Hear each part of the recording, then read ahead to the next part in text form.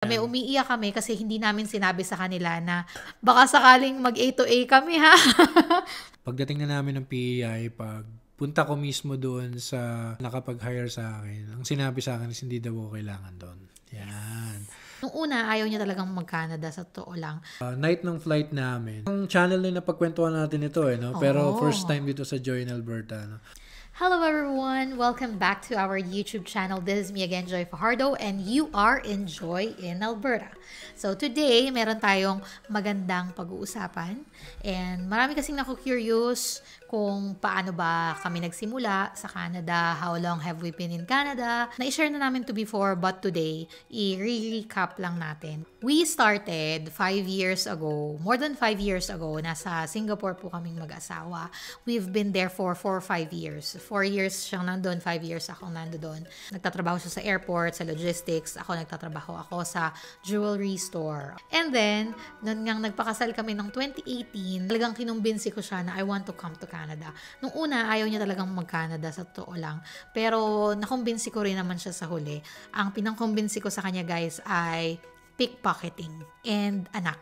Yan. Yung combination ng pickpocketing at pag-aanak. Kung meron kayong partner, guys, na ayaw mag-Canada, yun lang yung example nyo, makakapunta kayo ng Canada. Sabi ko sa kanya, what if we have a baby at nag-aral siya sa U-Belt, na-pickpocket siya or na-snatchan siya ng kwintas. Alam mo yun, parang imaginein mo na nangyari yon sa anak mo. And yun na ano na siya na, okay, let's look for options. Ngayon kasi iba na. 10 years ago, nung nagko-consider kaming mag-Canada. Magulo. At saka hindi, walang gaanong schools na magaganda sa mga province. Nung time natin. Meron ng mga state university, meron ng mga schools sa province, pero hindi katulad ngayon na parang ang daming options abot na. Yeah. At saka may mga online. May mga online classes na. So, abot kamay mo na yung magandang education kahit nasa probinsya ka pa. During our time, hindi kasi ganon. Parang limited yung mga nasa province na, especially yung mga courses na gusto mo, kailangan yan, magpunta ka yung mga specialized course, kailangan yan, pupunta ka ng Maynila, doon ka mag-aaral, and so on and so forth. So, yun. Doon ko siya na-convince. Nagpakasal kami ng 2018 and then nag-process na nga kami ng papers. Actually, mabilis lang, guys. Mula nung nakumbinsi ko siya na gusto kong mag-Canada at pumayag siyang mag-Canada, nagpakasal kami ng August 2018. Christmas of 2018, nagpunta ang parents, ang buong family ko sa Singapore. Doon sila nagpasko at bagong taon. Pag uwi nila, noon lang kami talaga nag-start na, let's do this. Hanap na tayo ng work, mag-apply tayo, lahat ng online platforms, lahat ng pwedeng applyan na natin. So we started January, February, meron na siyang na-contact na employer. Nadali niya yung employer sa Happy Valentine's Day. Di ba? Yeah. And, eto pa guys, ang malupit. Usually kasi, ang mga platforms for applying for work really is LinkedIn, Indeed, Jobbank. Yan, narinig nyo na yung mga yan. Pero siya ay sa Facebook. Kaya maraming na hindi masyadong naniniwala sa storya. Kasi parang scam yung storya. Bakit sa Facebook? So, what we are always doing before, mabilis na tip lang to is, when you apply for job, apply sa lahat ng pwede mong applyan. You apply sa Jobbank, sa Indeed. So, search for the company. For example, if you want to apply in McDonald's, just to throw a name, hanapin mo yung website ng McDonald's, mag-apply ka doon. Hanapin mo sila sa Indeed, hanapin mo sila sa Jobbank, hanapin mo sila sa lahat ng job sites na pwede mong pag-applyan sa kanila, and even their Facebook account. Ako naman, Etsy. Imagine, Etsy is a platform where you buy stuff. Nag-apply ako sa Etsy. So, bukod sa nag-apply ako sa mga platform nitong company na to, hinanap ko sila, nasa Etsy sila, at nag-apply ako sa Etsy. Kahit na yung route na yon is for sales, nire-route nila ako para ma-interview ako. So, ganun lang guys. Lahat talaga, tawag, lahat yan. Anyway, so ayun na nga, nakuha niya yung employer niya ng February, then May 11, na-draw kami for provincial nominee. July, nag-apply kami ng work permit and permanent residence. August 14. Kasi 15, anniversary namin ng first wedding anniversary, nagpunta kami ng Batam, Indonesia. So, hindi namin alam kung ibibigay na ba namin yung passport namin or magbabatam kami. So, we decided magbabatam kami. Nagbatam Indonesia muna kami. When we came back, we submitted our passports together with the resignation letter. nag-resign na rin kami sa work. And then, September 9, umuwi muna kami ng Pinas kasi nagpa-renew siya ng passport niya. Tapos yun, nagpunta na kami dito. So, yun nga, so paalis na kami noon. Night ng flight namin. Ilang channel na napagkwentuhan natin ito no? Pero first time dito sa Joy in Alberta. No? Nung night na paalis na kami, minessage ako nung employer na nag-hire sa akin. Binenta na daw niya yung restaurant. So, yun, nawalan kami ng employer bago kami lipat. Pero ang sinabi naman sa amin noon, isin-endorse naman daw ako doon sa bagong mayari. Yes. So, kami ni Joy, nagdadalawang isip na rin kami. Syempre, kasi nandiyan yung kaharap ka sa immigration, tapos tatanungin ka, ganon. So, ang tinignan na lang namin talaga ni Joy noon, yung sinabi ng boss ko na in-endorse ka namin dun sa bagong may-ari. So, nag-isip kami ni Joy, ang nasa isip na lang talaga namin noon is mamasyal na lang talaga. Yeah. Sabi ko sa kanya, nabili naman na natin yung ticket. So, worst case scenario is, gamitin natin yung ticket, balik na lang tayo. Uwi na lang tayo. Kasi wala, nabili na namin yung ticket eh. Ano po bang magagawa namin? Nakapag-resign na kami na naipasa na namin yung S-Pass namin. Wala na kaming hawak na pass ng Singapore. Pagdating na namin ng PEI, punta ko mismo doon sa restaurant na nakapag-hire sa akin, ang sinabi sa akin is hindi daw ako kailangan doon. Yan. Kung gusto ko daw, mag-work ako ng 2 weeks doon nang walang bayad. Yes. Tapos i-assess daw kung kaya ko yung trabaho, ganyan, bla bla bla. Tapos yun na, doon na nagsimula yung mga struggles namin ni Joy sa Canada. So, himay-himayin natin. Unang struggle namin is, nung papunta kami dito, sinabi nga ni employer na ibenta na niya. So imagine, nung paalis kami ng Pilipinas, yung mga mahal namin sa buhay. Umiiyak sila kasi it's gonna take time bago kami umuwi. Umiiyak kami kasi hindi namin sinabi sa kanila na baka sakaling mag A to A kami ha. Sunduin nyo kami agad. Kasi 'di ba, nung time na yon, may palabas na A to A yung babae. Nag-Canada, tapos na A to A, parang ano yun, teleserye yata yun, parang ganun. Na A to A siya kasi nung tinawagan ng immigration yung employer niya, peke, hindi pala siya, hindi legit, hindi totoo yung hawak niyang mga papers. At hindi niya alam, kumbaga na-scam siya. So, yung feeling na gano'n na parang, hindi namin alam pagdating ba namin ng Canada, tatawagan ba yung employer? Paano kung sabihin ng employer, hindi namin kilala yan? Paano kung mapa A to A kami, ganyan? So, parang napaka-unsure nung aming magiging path. Tapos noon, nagstay pa nga kami ng Calgary, nagstay pa kami ng Vancouver, 3 days yata yun. Tinutour nila kami, medyo lutang kami. Yung unang punta ko guys ng Banff, napakaganda ng Banff. Hindi natin na-appreciate. Pero hindi ko siya na-appreciate ng ganun kabongga. Kasi, ito yung isa sa mga proof guys na ang tingin mo sa mundo ay iba. Kung ibang nasa isip mo, iba yung state of mind mo. Kung ikaw ay malungkot, kahit ganong kaganda pa ang paligid mo, lahat ng lungkot makikita mo. Pero kung ikaw ay masaya, tumawa ka. Kung ikaw ay masaya, tumawa ka. Walang nakaalam nun guys sa family namin sa Pilipinas. Pagdating namin ng Canada, sa Vancouver, sa Alberta, walang nakaalam sa mga kamag-anakan namin na gano'n na yung pinagdadaanan namin. Kasi, again, kami po ay, we want to share positive things. Pag negative, we tend to share it once we overcome it. Yun na talaga yung ano namin na hanggat hindi pa natin ito nalalagpasan sa atin na lang muna. Kasi may matututunan sila doon sa mga naganap. Yeah. Sa atin, diba? Tapos noon, dumating na nga kami doon. Tapos, imagine niyo guys, yung tinira namin sa PEI. Napakabait ni Tita Weng.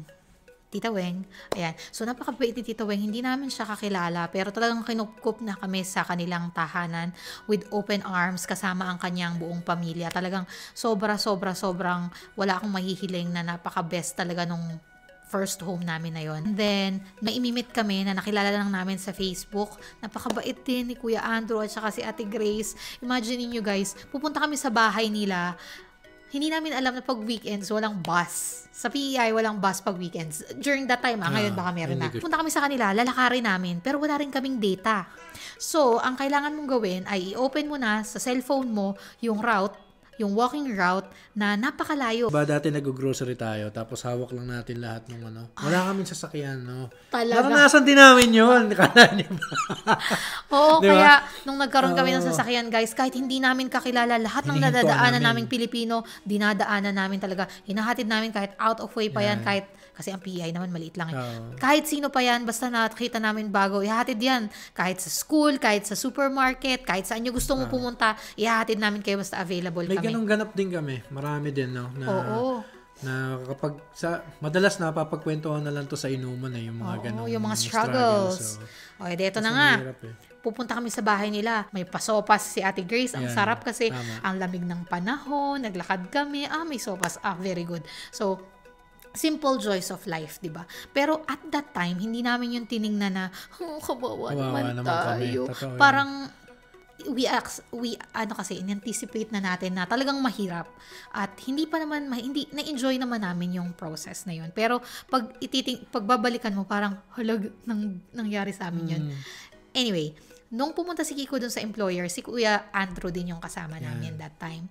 Tapos yun nga, umuulan noon, tandang-tanda ako, naiwan kami ni Kuya Andrew sa sasakyan, sinamahan namin siya. Pagbalik niya, kwento nga niya na hindi daw siya kailangan, bla bla bla. So kami problemado naman kami. Sabi ni Kuya Andrew, aha! Sabi ni Kuya Andrew, may kakilala akong makakatulong sa atin. Tara! Punta kami kay Kuya Billy. Ayan. So doon namin nakilala si Kuya Billy at si Ate Siang. Dinala kami ni Kuya Andrew sa kanila. Ito ang magandang lesson. Kung hindi natin alam ang sagot, for sure there is someone who knows the answer. Hindi alam ni Kuya Andrew, tinuro niya kami kay Kuya Billy. But, hindi rin alam ni Kuya Billy ang eksaktong sagot. Hindi siya nag-pretend na, ganito ang gagawin natin. Ganyan. Huwag kayong ganun, guys. Kung hindi natin alam ang sagot, talagang ipasa nyo sa alam nyo na may alam. So, sabi ni Kuya Billy, hindi ko rin alam kung paano natin isa-solve to. Pero, sige, tatawag tayo kay nanay. Nakilala namin si Nanay Letty, ang nanay ng PEI. Parang previous consul yata siya. So, punta kami kay nanay. Sabi, Nay, available ka ba? Imagine it all happened in one day, no? Nay, available ka ba? Kasi may mga bagong dating na kailangan ng tulong, na wala ng ganito, bla bla bla, hindi daw sila ganyan. Punta kami kay nanay. Sige, punta tayo kay nanay. Punta kami kay Nanay Letty. Doon na naman namin nakilala si Nanay Letty at sila Kuya Bong. Oo, tama doon yari pala sila Kuya Bong. Nandun sila Kuya Bong. Kaya ang kwento ni Kuya Bong ay unang beses kong nakita si Joy ay umiiyak siya. Kasi talagang nakakaiyak naman talaga yung nangyari. Guys, imagine niyo, hindi namin kilala si Kuya Andrew. Doon lang namin siya nakilala sa Canada. Pinasa niya kami kay Kuya Billy. Hindi namin kilala si Kuya Billy. Pinasa niya kami kay Nanay. Hindi namin kilala si Nanay. Pero yung proseso na yun, guys, lahat ng binanggit kong pangalan, those are the best people that we have met because they are angels sent by God. Doon ako naniniwala talaga.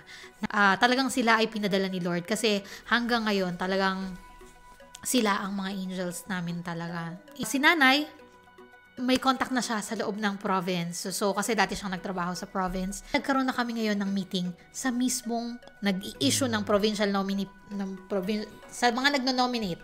Doon na nagsimula ang pagpunta namin doon.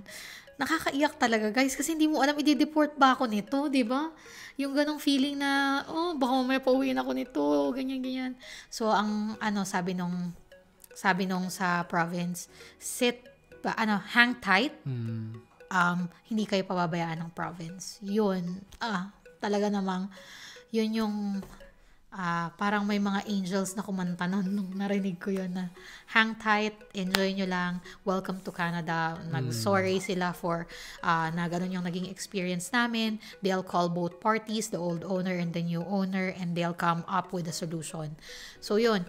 Pero kahit na sinabi nila yung hang tight, hindi ka talaga makaka-hang tight kasi hindi mo alam nasa foreign land ka, anytime pwede ka nilang pauwiin. Saka nauubos yung baon namin. Yes. Hindi naman din ganun kalaki yung talagang dala namin. At pa-winter na kasi noon.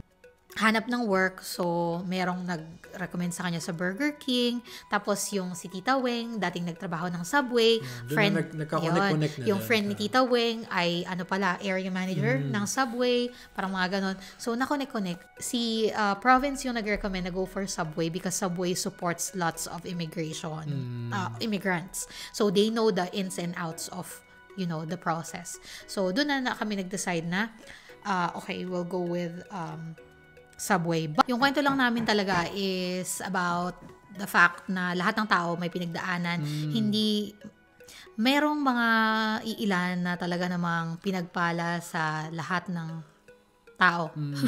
Na agad-agad ay maganda agad. Just goes to show na lahat tayo may pinagdadaanan at kung ano man yung pinagdadaanan mo, hindi ikaw yung unang naka-experience yan at hindi ka nag-iisa. So, yun. Pagdating namin dito, ay, matatawa ka na lang kasi yung mga kwento nyo, Iisa eh. Oo, iisa ng theme. Wala eh. Wala namang instant dito eh, di ba? Yep. Parang ganito. Di naman ganito itsura nung bahay namin before. Nagsimula kami sa basement. Kung babalikan talaga yung mga storya din namin ni Joy, sabi nga namin, magaganda lang yung nakikita nyo madalas. Pero kung mas makikilala nyo siguro si Joy at ako, mas malalaman nyo na mas madrama kami sa totoong buhay. Siguro ako, no?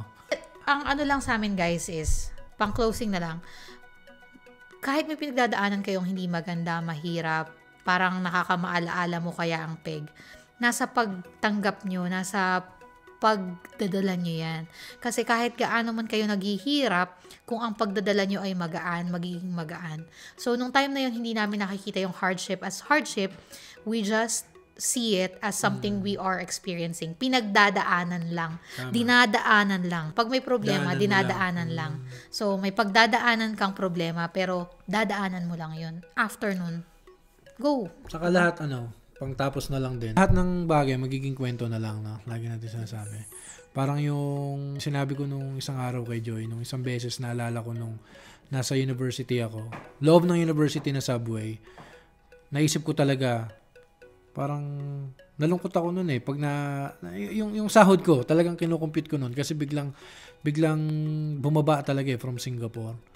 Pag naalala ko yung time na yun sa ngayon, parang nakaka-amaze lang din, no? Na parang biglang $11 tas biglang ito na, 'di ba? Alam mo yun, yung masaya na nakikita mo yung yung progreso. Pero matagal, masarap ding i-look back, no? Tama ba? Yeah. Dadating din yung panahon, guys, na i-look back namin itong video na ito. Totoo. At sasabihin namin na mula nitong point na to hanggang nung point na yon, ito na kami. Sana naman may progreso ulit. Tama. So, yun, guys. Salamat sa pagsama nyo sa aming video today. Magkita-kita tayo ulit sa susunod naming video. Please like, subscribe, share this video to your friends para mag-spread tayo ng love, positivities, and good vibes. Thank you so much for watching. We'll see you in the next one. Bye-bye! Bye!